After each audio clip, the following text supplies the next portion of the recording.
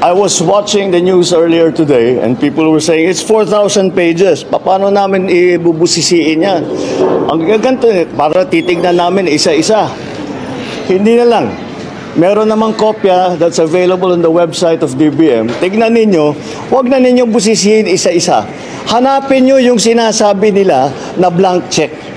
Tignan ninyo kung meron kahit isa para mapatunayan na tama ang sinasabi ko, kasinungalingan yan. Sabi ni Bongbong Marcos, ni Pangulong Bongbong Marcos, mga kababayan, check daw natin sa website ng DBM. Ngayon, pinuntahan ko ngayon ang website ng DBM. Alam niyo ba kung ano yung nangyari doon, mga kababayan? Tingnan niyo. Sabi ni BBM, Bongbong Marcos, available daw ito sa site ng DBM. Ang ibig sabihin ng DBM, Department of Budget and Management. Ngayon, tingnan nyo kung available pa ba itong Department of Budget and Management. Check nyo ha. Ayan. Kita nyo? Hindi na po available ang kanilang website ngayon. Anong nangyari dito? Kasi statement lang niya na available daw dito sa site ng DBM. Pero wala na po yung site. Anong nangyari kaya dito? Ba't nawala itong site na to? Ulitin ko, baka nagkakamali lang tayo, baka nagkakalito lang ha? Oo. Department of Budget and Management. Tingnan nyo mga kababayan. Click ko. Oh, wala na ang website. Nawala na. So, totoo ba ang sinasabi ng ating Pangulo ngayon? O ano sa tingin niyo dito mga kababayan? Tayo ba'y niloloko ng ating presidente o siya o wala na talaga ito sa tamang pag-iisip mga kababayan? Kasi si former President Duterte, sinabi niya na talagang blanco ang budget natin sa 2025. May mga blanco. Kaya iyan, ito ang patunay na, ito, tingnan nyo, errors. Website is error.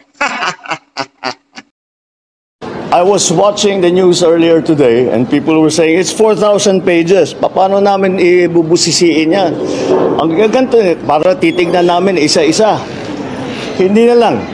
Meron namang kopya that's available on the website of DBM. Tignan ninyo, huwag na ninyong busisiin isa-isa. Hanapin nyo yung sinasabi nila na blank check.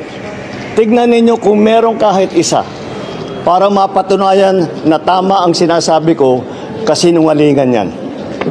Sabi ni Bongbong Marcos, ni Pangulong Bongbong Marcos, mga kababayan, check daw natin sa website ng DBM.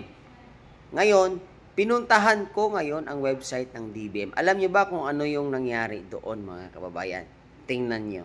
Sabi ni BBM, Bongbong Marcos, available daw ito sa site ng DBM. Ang ibig sabihin ng DBM, Department of Budget and Management. Ngayon, tingnan nyo kung available pa ba itong Department of Budget and Management. Check nyo ha. Ayan. Kita nyo? Hindi na po available ang kanilang website ngayon. Anong nangyari dito? Kasi statement lang niya na available daw dito sa site ng DBM. Pero wala na po yung site. Anong nangyari kaya dito? Ba't nawala itong site na to? Ulitin ko, baka nagkakamali lang tayo, baka nagkakalito lang ha? Oo. Department of Budget and Management. Tingnan nyo mga kababayan. Click ko. Oh, wala na ang website. Nawala na.